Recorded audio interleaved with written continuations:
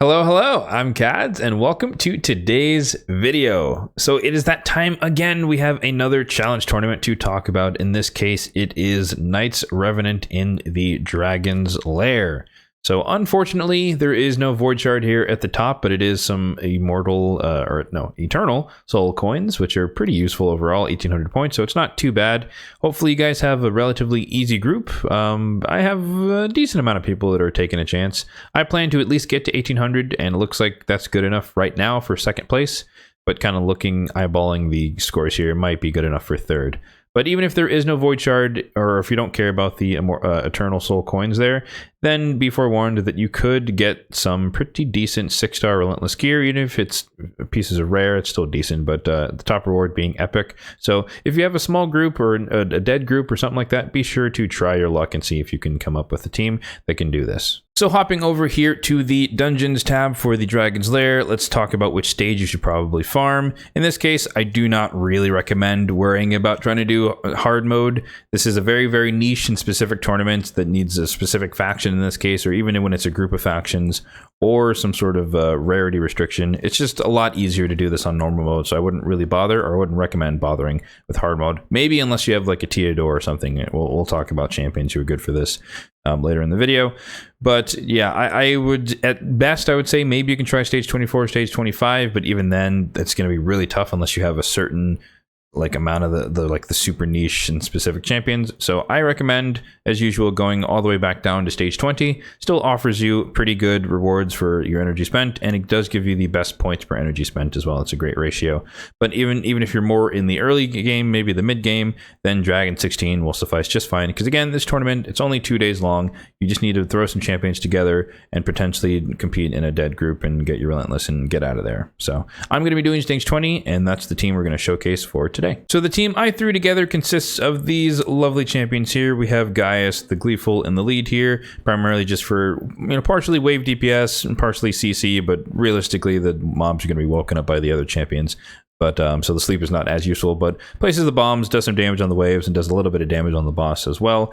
We have Tomb Lord in here, primary debuffer, decreased defense, decreased attack. That's a place, so he's affinity friendly, even though he's negative affinity in this instance. He does also bring the poisons, but again, negative affinity, so there's a 35% chance that he doesn't place any, even though when he tries to crit. Walking Tomb Drang, similar problem, negative affinity again, but he still eventually will land the HP burns and be able to activate them some of the time, but 35% chance to weak hit. He does also have that HP balance ability, which is very, very clutch in a lot of situations. We do have Skullcran in here in an arena build, just kind of generic wave DPS again, and Doom Priest as our support here, who can just, with her passive, she can cleanse some of the debuffs that might land on us from the waves or from the dragon. So just helping keep the team, or the crucial members of the team, alive. So let's go ahead and run this for you guys so you can see the team in action here. Now, from my testing, this team has taken usually between 2 and 3 minutes, depending on the RNG of the weak hits. Again, Tomb Lord is negative affinity, as well as Walking Tomb Drang is negative affinity, so there is a 35% chance that they can weak hit on the boss, and thus they won't place the burns and or poisons respectively. So that is always a chance, and that can definitely slow down the run. As you can see here, wave 1 is pretty smooth. We have Doom Priest there to cleanse anything that the Teyrael might put on us, and it takes usually about 30 seconds. That's pretty on par. Wave 2 can vary just because the cooldowns are not fully refreshed. We don't have like a Renegade in here. I mean, I could, I guess, since she is Night Rev, but she's not really essential. So Gaius comes in there. We get the sleep and the bombs again. We get the decreased defense, decreased attack. So now we can take less damage. So I'm a little bit less concerned. Oh, actually, wow, nobody AoE'd, so we didn't actually wake him up. I do have some AI overrides in here.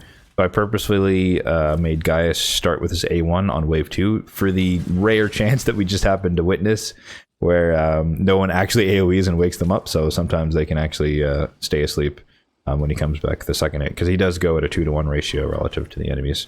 So got lucky there. We're at the boss in just over a minute, and this is usually where it takes about a minute to a minute and a half itself to kill the boss, depending on the RNG. Looks like, okay, we missed the burn, but we did get the poison, so this is not a horrible run, at least.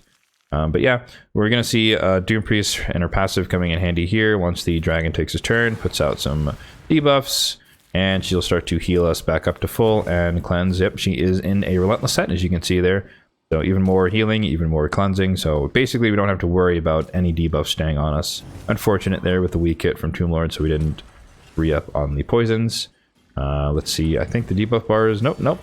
There's enough room for the burns. Okay, Drang woke up and he placed the burns. So essentially what I'm banking on is that between the two of them, Tomb Lord and Walking Tomb Drang, that they won't consistently just weak hit the entire time, and eventually they'll land, or if one misses, the other will land it, and so they can kind of trade off bad RNG to eventually whittle down the boss. And so that's kind of what I'm banking on. I wish that I could run like a higher stage, but stage 24 is a pain with like the spirit hosts and the cleansing for a team like this, especially where we're kind of depending on the debuffs to help do some damage on the waves. Like, you know, even the sleep, if we wake them up and then Skull Crown, Spirit Host cleanses, then it's just a pain. And then I'd have to make a completely different team if I was trying to run stage 25, and it'd just be a lot harder, and I'd probably need a little bit more support than a level 50 Doom Priest. So there we go. 2.5 minutes and a garbage piece of stalwart gear. So 2.5 minutes, there's the team, and that is my stage 20, and this is the team that I will be running for the next couple of days. So as promised, I will show you the builds on my champions, and I usually don't always say this, but I do like to mention that I typically don't have to build a champion specifically for these types of tournaments, and I just have them in whatever gear they have lying around it, whether they be faction wars or built for an entirely different area of the game. And so I will try to note in the future if I did have to build out a specific champion for these types of tournaments, but in this case, like with majority of the time, I don't really have to change anyone's build, and so they're in their existing builds. So first off here, you guys may have seen this on the channel before, but we do have my Gaius the Gleeful in his arena build. We have a whopping 7,000 attack. I've improved that over the months, particularly with the blessing. That helps. 254 on the speed, decent amount of HP, no crit rate because I don't want him to proc Resurgent, and 611 on the accuracy. Super accurate, high attack, super bomb champion. Next, we have Walking Tomb Drang, who I have in a Relentless and a speed set. Super tanky, got 65k on the HP, 3000 on the defense, 252 on the speed, and 468 on the resistance. He doesn't need accuracy because the HP burn cannot be resisted, so I figured I'd build him with resistance so he doesn't get debuffed and gets as many turns as possible. Next, we have my generic build for Tomb Lord. It's just in perception and defense, nothing special. We do have him pretty tanky, 51k on the HP, almost 52, 3000 on the attack, which is decent, 2300 on the defense, 251 on the speed, full crit rate because he does need that to place the poisons on the A2, a little bit of crit damage, and 358, which is enough accuracy for all dungeons and Doom Tower. Next, we have my Arena Skull Crown in the very, very troll build in the Retaliation set. So if you hit her a bunch of times, she's going to keep slapping your team into the ground, which is very, very fun in live arena. We have a little bit of HP, 33k, 5.3k on the attack, 191 on the speed, so in the middle of the pack, kind of faster than your nukers nowadays. Full crit rate, 256 on the crit damage, and no accuracy or resistance in her build. And lastly, we do have the Doom Priest at level 50, perhaps slightly underused or underappreciated, but I do have her in kind of the scraps leftovers for Relentless gear, as well as a speed set. She's not going to be that tanky because she is level 50, but 43k on the HP, just under 2000 on the defense, 231 on the speed, so pretty quick, and not enough resistance for really anything, but kind of leaning towards higher resistance in the build. Now, of course, you may not have the exact champions that I have, so let's talk about some potential substitutions that could go into a team like this. Starting off with the nukers slash DPS champions, you do have Shemnath, who hits relatively hard from what I've heard from other people. You have Versolf the Grim, who's technically one of the hardest hitting HP-based nukers in the game if you do meet the condition of being under a provoke, I believe. Or, oh no, stun, freeze, fear, true fear, provoke, or petrification. So if you can get that A2 off or they're under CC, he can do a decent amount of damage. You do have Calvalax in here, who's kind of dual purpose. He has that poison passive, but he does also technically have abilities like this, where it's not technically enemy max HP, it scales with the number of poisons on the target, and that is the enemy max HP element, but nonetheless he does hit relatively hard on the dragon once you can get a ton of poisons, which with the passes you definitely will. Aside from those, you do have Solus, who's pretty well known as one of the hardest hitting defensive based nukers in the game.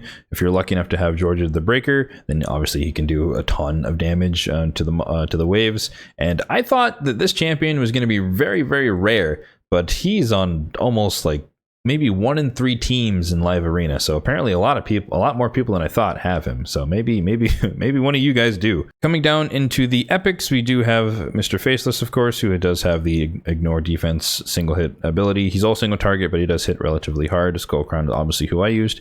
And Whisper, who I've not used, but I've heard really, really great things about using her against bosses. She gets a lot of extra turns, so she could be interesting to use on the boss, as long as you bring someone else who has decreased defense to make sure that she gets an extra turn on this ability here. But she does have weaken on her A1, so she covers that part. Back up at the top, this is Dragon, so let's talk about some poisoners. Obviously, Tomb Lord is the one that I used, but there is also an Armor that returned. She's not the best because she's a really book-heavy champion and a little bit too single target for modern day. But if she's your only choice, she does have 75% chance to place 3 poisons with sensitivity, so you can really do a lot of damage on the boss. And then you also do have this healing ability with decreased attack, so you can take less damage from the boss. So decent champion, but not the most recommended. Obviously, if you do have Theodore, he is absolutely mental for stuff like this with the chemistry ability where you can activate 1 poison per enemy and then 1 HP burn per enemy. So, and he places AoE poisons here with sensitivity. So this is kind of what Narma should be doing in the modern times. So if you have Theodore, obviously he's going to crush it here as far as poisoners are concerned. For the debuffers, it's actually kind of thin. Obviously, Tomb Lord is the one that I used. Dual purpose as poisoner and debuffer. But most people who don't have Tomb Lord, you're probably going to have to rely on Thylesia here, who does have on a 3-turn cooldown here AoE 100% chance to place decreased defense, and she can also place a little bit of, or she can increase the duration of all debuffs, so that's a pretty nice little debuff extension. And then her passive allows her to place hexes willy-nilly sometimes when she hits enemies under decreased defense. Lastly, we do have some of the supports that I could recommend. I've heard pretty decent things about Eric's here. She's HP based, hits relatively hard, and she's quite popular in like a stun set for like a modern day blender comp, so she can definitely start removing buffs from apothecaries and the Hordens and stuff like that, particularly for stage 20. Good affinity as well. But she, again, if you run her in a stun set, just have her constantly A1. She can probably be your CC champion if you need that. In a similar vein, Mother Sibylle here can also do that. Decreased speed is what she places on the A1, and she boosts her turn meter by 50%, which is pretty nice.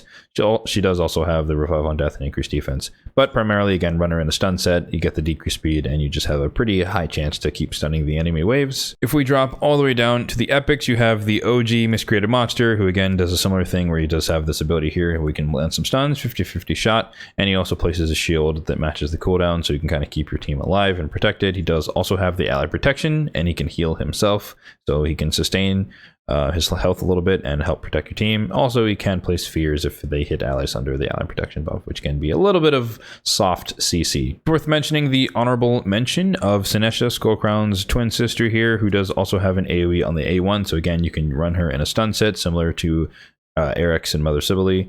She does also have this ability, which is kind of like the single target warlord ability, which is kind of nice in some instances. And she does have the Walking Tomb-esque ability here, where she can heal one target but also equalize the HP. So pretty hefty heal in the right situations. If you have someone who's relatively high health at all times, you can always balance to that champion. Other champions to note here, of course, would be Rector Drath, who's your pretty run-of-the-mill reviver and healer. So great heal here on the A2, 20% of her max HP, and then a single target revive with the Veil, and her passive, again, she'll heal everyone by 10% of their max HP every time they take a turn. Now, be warned that this will massively slow down your run, but if that's what you need to have 100% success, then by all means do it. It also increases resistance by 50 when they're under veils.